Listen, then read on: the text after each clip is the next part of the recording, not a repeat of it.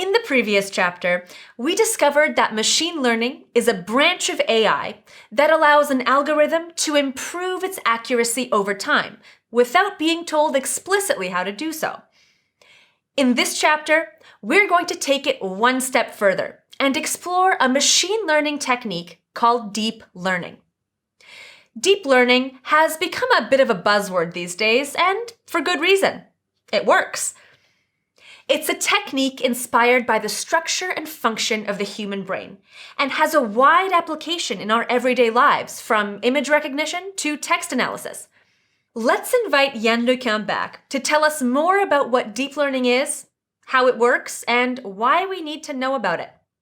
So in our everyday life, deep learning is used everywhere. You go to Facebook or Google, you type a query, or you look at your newsfeed, the information that is shown to you is stuff that is most likely to interest you or answer your question. And that's determined by deep learning that basically understands text, understand your query, understand the content that is being shown to you. When you go to YouTube or you do an image search on Google or you go to Facebook, the images have been recognized also by a deep learning system so that things like calls to violence or hate speech have been filtered out. And the stuff that is being shown to you, again, is what is most likely to be of interest. And then every automated emergency braking systems in cars or driving assistance systems for cars are based on deep learning. There's a camera looking at the windshield, and it'll drive your car on a highway, will detect obstacles and brake automatically if you're about to collide with another object. This is actually based on a particular type of deep learning system called a convolutional network, which is a little bit of my invention. So it's a neural net whose architecture is inspired by the architecture of the visual cortex in humans and animals. And it's used for image recognition. So deep learning is based on the idea of the artificial neural networks. The idea goes back to the 1950s.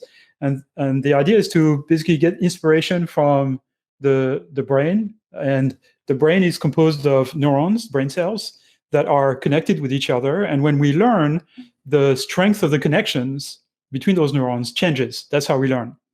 And so the idea is you simulate with a program a network of simplified neurons, and the system learns by adjusting the strength of the connections. So those neural nets can have millions of neurons, billions or trillions of connections between them. We can simulate this on very large computers. And deep learning is simply the idea of organizing those neurons into layers, so that you show an image, for example, to the system, and the neurons in the first layer will detect simple motifs on it, and then the neurons in the following layer will detect slightly more complicated parts of objects. And as you go up the layers towards, when you go to the end, the last layers basically tell you this is a car, this is an airplane, this is a bicycle, etc. So deep learning is just deep because you have multiple layers in that neural network. That's it. So deep learning has become a buzzword in the last 8 years or so. And the reason is because it works. There's a lot of applications now that are made possible by deep learning, and that created a huge buzz and a big interest from industry. It used to be a sort of marginal field of academic research, and around 2009, it became a big thing in speech recognition, around 2012 or 13 in image recognition, and around 2015, 16 in natural language understanding. And it's revolutionized all those fields. Right now, it's revolutionizing robotics as well. So we'll see future revolutions where deep learning is going to change the way we do things. Powerful, right? Deep learning uses a set of algorithms called artificial neural networks inspired by the human brain. Just like our brains, an artificial neural network is made up of many neurons grouped into layers.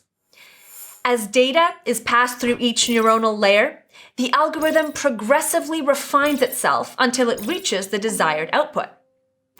Progressively refining itself, does that remind you of anything? Machine learning, that's right.